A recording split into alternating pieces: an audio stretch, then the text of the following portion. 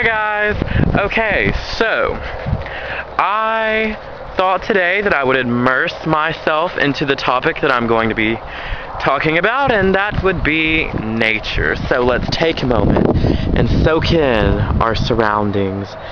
Isn't it beautiful today? Okay, so I'm outside among the grass and the trees and the horse poop, and I thought that I would talk about nature and how we go about respecting nature, and more importantly, how we do not respect nature. So I was reading today in Judika Isles' Encyclopedia of 5,000 Spells, and it occurred to me that we as human beings have literally almost no respect for the earth in which we live upon. And I found that quite frightening. So, in the beginning sections of the book, before you actually get to the spells, there is a wonderful piece on basic spell casting. Then it goes into animals' roles in spells and the history of animal sacrifice. And let me just clear something up. The book says even if animal sacrifice was relevant, or sufficient I should say, would it make the death of the animal any less tragic? And I think the answer to that question is no, it would not. And it goes on to talk about kind of the binary code of how witches used plants, and so okay, for instance, the heart of a lion is actually the heart of a turnip, and so on and so forth. It's just really interesting stuff. And then on the third part of it, it talks about the importance of botanicals and the use of plants in magic. Now, I make my own incense. They smell really nice. I enjoy doing them. A friend gave me a bag of these little bags of herbs and resins, and I just love it. It's one of my hobbies. I haven't actually gotten around to buying any more, which makes me sad because I'm running out, and so that's on my to-do list.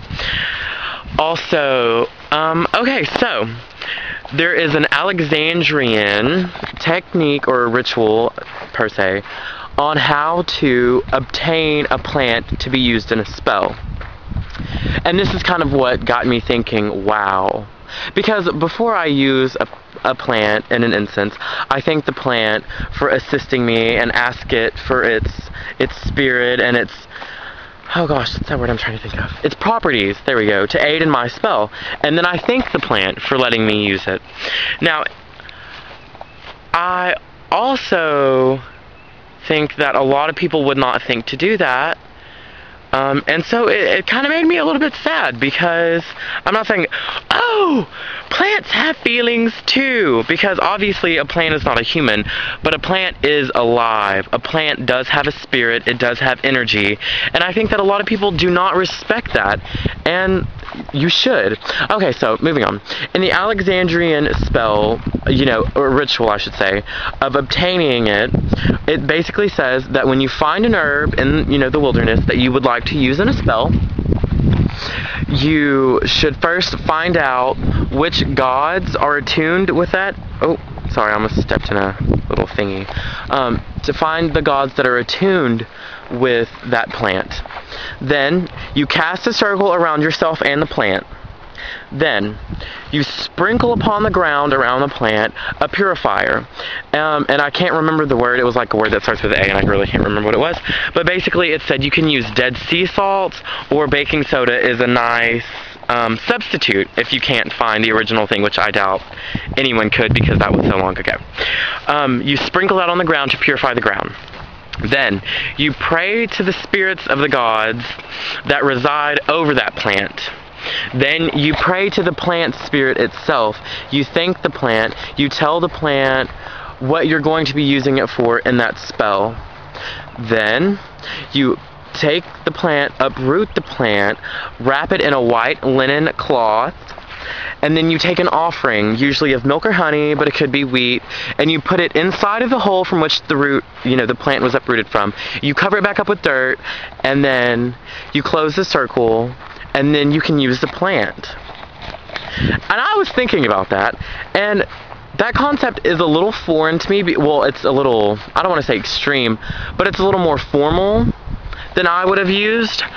But I was just thinking, if every human had a 16th of that mentality, where would the Earth be? Because I'm not sure if you're aware of it, but we are killing our planet.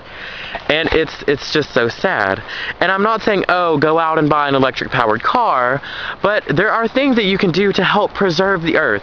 We do not need to find another planet to live upon. We need to find out how to stop killing this one. That would be really, really nice. Okay, so moving on. I really believe that the Native Americans had it right. You know, when they killed an animal, they used all of the animal, and they prayed for the animal spirit. They thanked the animal, then they consumed the animal, and used all of it. None of it went to waste, and that's amazing to me. The same thing with plants. You know, you can use, like, if I were to have a plant that I used, let's say I wanted to grow herbs, which I've always wanted to grow herbs. But my family is kind of closed-minded, and so I really honestly haven't gotten around to it. The only herb that I've ever tried to grow was lavender, and when it got big enough to actually plant into the ground, my cat peed on it and killed, I would say, a good 7/8 of the plant. So then I nursed it back to life, and my mom ran over it with a lawnmower. So I was quite mad. Anyways, I think that if you have a shamanic reverence for the earth, and you know, before you use a plant and a spell, and to use all of the plant, the roots can be ground up into a powder. You can use the leaves, you can preserve them, jar them, bottle them, put them in packages. I don't understand, I guess, the gluttonancy? I don't think that's a word. How selfish we are as people to not respect the things that we're given. I'm a firm believer in when someone is taking advantage of you, when someone is taking you for granted, to leave. And I feel that's the same way with Mother Earth. If we do not give back to her, then eventually she's going to stop giving to us. And that's just how I feel about that. And at every ritual that I do, I use some of the energy of my circle that I've raised and some of my own personal energy, if not a physical offering, to give back into the earth. It's like grounding and centering, except, you know, I actually say, you know, blessed earth, upon my feet, I give this energy back to you so that you may neutralize it and send it back to us in the form of positive energy.